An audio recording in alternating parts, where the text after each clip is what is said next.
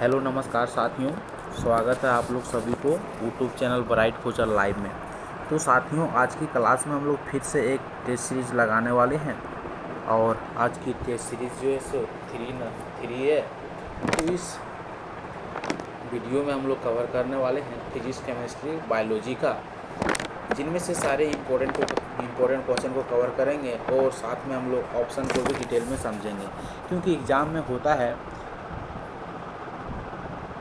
यदि हम लोग सिर्फ टेस्ट सीरीज लगाते हैं तो सिर्फ टेस्ट सीरीज लगाने से काम नहीं होगा, उसका जो अगल बगल से जो क्वेश्चन बनता है उस पर भी ध्यान देना होगा, वहाँ से भी क्वेश्चन पूछा जाता है। तो चलिए देखते हैं, पहला क्वेश्चन है। और सबसे पहले मैं रिक्वेस्ट करता हूँ, यदि आप लोग मेरे चैनल पर नए हैं तो मेरे चैनल को सब्सक्राइब कीजिए, लाइक कीजिए, कमेंट करके बताइएगा कि किस टॉपिक पर वीडियो चाहिए और किस बुक पर वीडियो चाहिए। तो चलिए हम लोग स्टार्ट करते हैं। पहला क्वेश्चन है, निम्नलिखित में से किस एक पदार्थ का उपयोग रंगाई तथा चर्म उद्योग में किया जाता है? चर्म उद्योग में रंगबंधक के रूप में किया जाता है।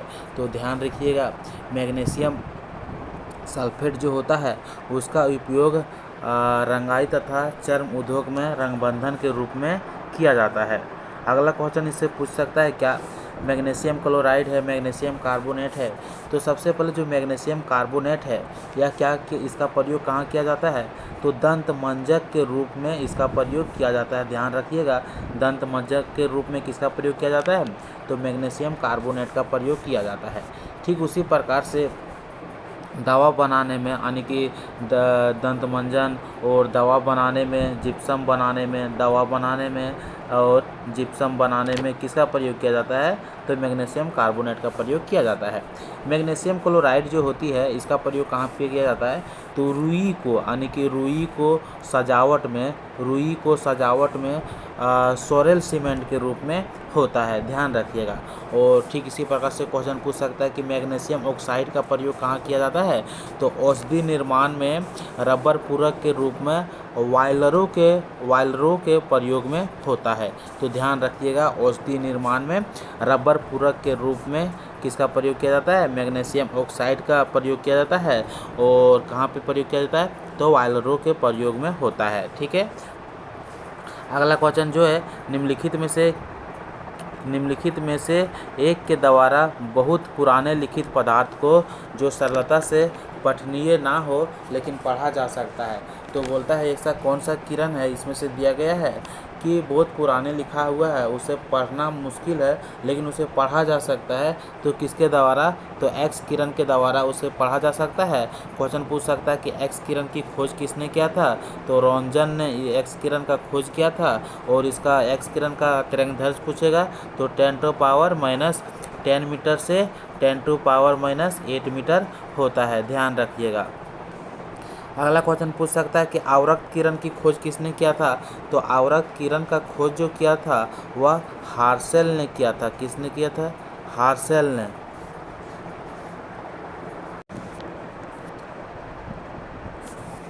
अगला क्वेश्चन पूछ सकता है पराबैंगनी किरण जो होती है, पराबैंगनी किरण का खोज किसने किया था? तो पराबैंगनी किरण का खोज किसने किया था? तो रीटर ने किया था। आप लोग ध्यान रखिएगा। ठीक उसी प्रकार से पूछ सकता है कि दृश्य विकिरण का खोज किसने किया था? दृश्य विकिरण का खोज किसने किया था? तो न्यूटन ने किया था। आप लोग ध्यान में रखिएगा। और क्वेश्चन पूछ सकता है कि अस्थायी लेखन के लिए सबसे महत्व क्या है? तो अस्थायी लेखन के लिए सबसे महत्व जो है वह शीशा है। अस्थायी लेखन के लिए सबसे महत्व क्या है? तो सबसे महत्व शीशा है। अगला क्वेश्चन है, निम्नलिखित में से किस एक पेट्रोलियम शोधक संयंत्र उत्पाद का क्वथनांक न्यूनतम होता है? तो किसका होता है? गैसोलीन का होता है, जो कि ऑप्शन नंबर सी में दिया गया है। और क्वेश्चन पूछ सकता है कि कच्चे पेट्रोलियम को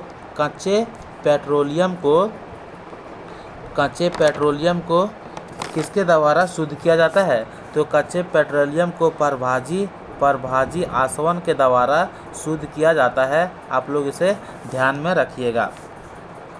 अगला क्वेश्चन है, निम्नलिखित में से कौन सा एक वायुमंडलीय जोन ओजोन गैस से संबंधित है। तो ध्यान रखिएगा, ओजोन गैस से संबंधित जो होती है वह मध्यमंडल होती है। मध्यमंडल होती है, 3 ऑक्सीजन मिलकर एक ओजोन बनता है, ठीक है। और मध्यमंडल को हम लोग ओजोन मंडल के नाम से भी जानते हैं। मध्यमंडल को हम लोग ओजोन मंडल के नाम से भी जानते हैं। और क्वेश्चन पूछा जाता है कि पराबैंगनी किरण को कौन रोकता है, तो पराबैंगनी किरण को ओजोन मंडल रोकता है, यानी कि मध्यमंडल रोकता है।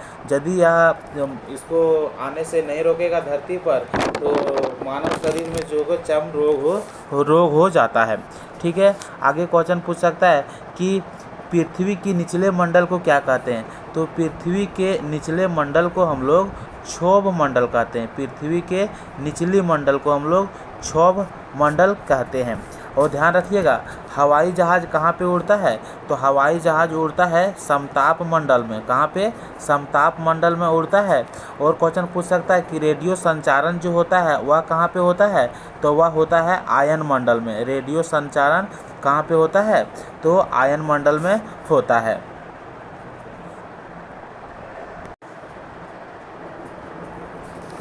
अगला क्वेश्चन पूछ सकता है, निम्नलिखित में से कौन सा एक मुक्त जीवाणु है जो मृदा अपरदन मृदा में नाइट्रोजन ओगनीकरण में सहायक होता है, तो वह कौन सा है, तो एजोटाबैक्टर है।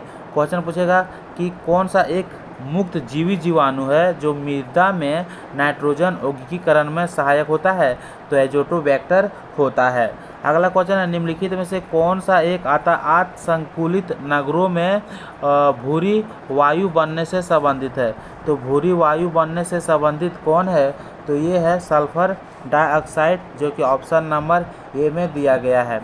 अगला क्वेश्चन है, ब्रायोफाइटा संश्लेषी तो होते हैं परंतु उनमें संवहनी ऊतक और वास्तविक जड़ें नहीं होती है। इस विशेषता के कारण से निम्नलिखित में से कौन सा सदृश है, तो सवाल है, ध्यान रखिएगा। और क्वेश्चन पूछ सकता है क्या कि सबसे सरल स्थलीय पौधा कौन सा होती है, तो सबसे सरल स्थलीय पौधा जो होती है वह ब्रायोफाइटा वर्ग की होती है। ध्यान रखिएगा, ब्रायोफाइटा वर्ग की होती है। अगला क्वेश्चन है, प्रकाश के दृश्य स्पेक्ट्रम के निम्नलिखित में से कौन सी रंगों की तरंगदैर्घ्य हरे पादप द्वारा अधिकांश अवशोषित की जाती है, तो ध्यान रखिएगा कि लाल एवं नीली रंग जो होता है सो अधिकांश अवशोषित की जाती है प्रकाश के दृश्य स्पेक्ट्रम के निम्नलिखित में से। तो प्रकाश के दृश्य स्पेक्ट्रम के निम्नलिखित में से कौन सी रंगों को तरंगदैर्घ्य हरे पादप द्वारा, तो लाल एवं नीले रंग को अवशोषित किया जाता है। नाखून पॉलिश परिमार्ज में क्या रहता है, तो नाखून पॉलिश जो नाखून में पॉलिश करते हैं उसमें क्या रहता है, तो एसीटोन रहता है। तो ऑप्शन नंबर ये इसका सही आंसर हो जाता है। और क्वेश्चन पूछ सकता है कि मरकरी का उपयोग, तो मरकरी का उपयोग हम लोग कहाँ पे करते हैं, तो थर्मामीटर हो गया, सिंदर हो गया, अमलगम हो गया। और अगला क्वेश्चन पूछ सकता है मर्क्यूरिक ऑक्साइड, तो मर्क्यूरिक ऑक्साइड जो है उसका उपयोग हम लोग कहाँ पे करते हैं, तो मर्क्यूरिक ऑक्साइड का उपयोग हम लोग मलहम बनाने में करते हैं। मलहल बनाने में जीरो के रूप में करते हैं। तो क्वेश्चन पूछेगा कि मर्क्यूरिक ऑक्साइड का प्रयोग कहाँ करते हैं, तो मलहम बनाने में जहर के रूप में करते हैं। ध्यान रखिएगा। अगला क्वेश्चन है, यदि एक लघु वर्षा बूंद वायु से होती हुई गिरती है तब क्या होती है, तब उसका वेग जो होती है सो क्या होती है, ध्यान रखिएगा। उसका वेग कुछ समय के लिए बढ़ता रहता है फिर एक समान हो जाता है। तो ऑप्शन नंबर सी इसका सही हो जाएगा। और वर्षा की बूंदें जो होती है वह गोल आकार की होती है, तो किसके कारण होती है, तो पृष्ठ तनाव के कारण होती है। आप लोग ध्यान रखिएगा। टेलीविज़न का और वर्षा का जल जो होती है सो सबसे शुद्ध मानी जाती है। टेलीविज़न संकेत सामान्यतः कुछ दूरी के पश्चात निम्नलिखित में से किसके कारण प्राप्त नहीं होती है, तो ध्यान रखिएगा। टेलीविजन संकेत समानत कुछ दूरी के पश्चात निम्नलिखित में से किसके कारण प्राप्त नहीं होती है? तो पृथ्वी के वक्रता के कारण प्राप्त नहीं होती है। और टेलीविज़न का आविष्कार किसने किया था? तो जे.एल. वियर्ड ने टेलीविज़न का आविष्कार किया था। क्वेश्चन पूछ सकता है कि टेलीविज़न का जो प्राथमिक रंग है, टेलीविज़न का प्राथमिक रंग है वह क्या क्या है? तो टेलीविज़न का प्राथमिक रंग जो है वह है लाल, हरा और नीला है, ठीक है। और क्वेश्चन पूछ सकता है कि द्वितीयक रंग जो होता है टेलीविज़न में से कौन कौन सी होती है? पीला मैजेंटा और पिकांक नीला, ये द्वितीय रंग होती है टेलीविज़न का। अगला क्वेश्चन जो है, निम्नलिखित में से कौन सा एक माध्यम परास का पृथ्वी से वायु में प्रहार करने वाला प्रेक्षापास्त्र है? तो ध्यान रखिएगा, कौन सा एक माध्यम है जो कौन सा माध्यम परास का पृथ्वी से वायु में प्रहार करने वाला, यानी पृथ्वी से वायु में प्रभाव करने वाला, तो वह कौन सा माध्यम है? तो त्रिशूल है। तो ऑप्शन नंबर ये इसका सही आंसर हो जाता है। अगला क्वेश्चन है, आज की क्लास थोड़ा फास्ट चल रहे हैं क्योंकि समय कम, मतलब कमेंट आता है कि समय ज़्यादा लेते हैं 25 क्वेश्चन को प्रैक्टिस करवाने में, तो आज की क्लास में थोड़ा फास्ट चल रहे हैं। तो पहला क्वेश्चन है 13 नंबर का, सुमेलित कीजिए। तो विटामिन ए का रासायनिक नाम क्या है? तो रेटिनॉल है। तो ध्यान रखिएगा, विटामिन ए का रासायनिक नाम रेटिनॉल है। तो बी का हो गया किससे? दूसरा हो गया। तो क्वेश्चन पूछ सकता है विटामिन ए का केमिकल नेम जो है क्या है? तो रेटिनॉल है। तो इसका ध्यान रखिएगा। तो ऐसा मिलाएंगे इसको, ये क्या मिलाएंगे? विटामिन ए का रासायनिक नाम रेटिनॉल। तो ये किसका साथ चला जाएगा? दो के साथ चला जाएगा।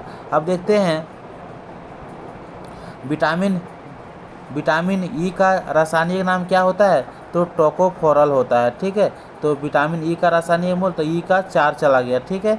तो अब हम लोग देखते हैं कि विटामिन ई यहाँ डी में है, तो ये से 2 चला गया, तो मिलाते हैं, ये यहाँ है 2 मिल गया, और फिर डी से 4, तो डी से 4। तो अब हम लोग देखते हैं विटामिन सी का रासायनिक नाम क्या है? तो एस्कॉर्बिक अम्ल है, यानी कि 3 हो जाएगा, ठीक है। तो कौन सा ऑप्शन में मिल रहा है? 3 4 2, तो ऑप्शन नंबर डी में मिल रहा है। तो ऑप्शन नंबर डी इसका सही हो जाएगा। और विटामिन बी1 का रासायनिक नाम थायमिन हो जाएगा, तो यहाँ पे 1 हो जाएगा। तो इस प्रकार से इस आंसर इसका सही हो गया। अब हम लोग देखते हैं, महिला में अक्सर जो कमी होती है वह किसका कमी होती है? तो आयरन की कमी होती है। ध्यान रखिएगा, महिला जब गर्भवती होती है उस समय उसकी कैल्शियम और आयरन की कमी होती है।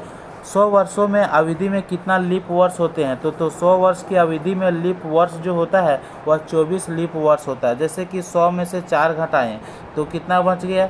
96, और 96 को 4 से डिवाइड किए तो 24 हो गया। तो अगला देखते हैं, रबड़ के व्यापारिक जो होती है वल्नीकरण में किसका प्रयोग है? तो रबड़ के व्यापारिक वल्नीकरण में किसका प्रयोग है? तो ध्यान रखिएगा, गंधक का, आने की जो क्वेश्चन पूछ सकता है तो गंधक का प्रयोग है। तो ऑप्शन नंबर ये इसका सही हो जाएगा। और ये क्वेश्चन एग्जाम में और बार बार पूछा जाता है कि एनीमिया रोग जो होती है किससे कमी होती है? तो विटामिन 12 के कारण से एनीमिया रोग होती है। और विटामिन 12 का रासायनिक नाम क्या है? तो साइनोकोबालामीन होता है विटामिन 12 का रासायनिक नाम। और विटामिन के का जब कमी होती है तो अब रक्त का थक्का नहीं बनता है। आप लोग इसे ध्यान में रखिएगा। 17 नंबर का क्वेश्चन है, कथन धारणाएं दिया जाता है और कथन होता है और धारणाएं, इस टाइप का क्वेश्चन जो एग्जाम में पूछा जाता है। तो इस टाइप का क्वेश्चन जो एग्जाम में पूछा जाता है, तो बोल रहा है धारणाएं में दी गई है, ठीक है। तो कथन क्या है? एक माँ ने अपनी बेटी को बताया जंक फूड पर टूट पड़ना मोटापे के कारण में से एक है। तो धारणाएं से किसका क्या क्या निकलता है वो देखिए। तो धारणाएँ इसका निकलता है, जंक फूड से मोटापा होता है। उसका माँ ने कहा, एक माँ ने अपनी बेटी को बताया, जंक फूड पर टूट पड़ना जंक फूड पर टूट पड़ना मोटापे के कारणों में से एक है। तो धारणाएँ जो बनती है से उसी के अंदर आना चाहिए।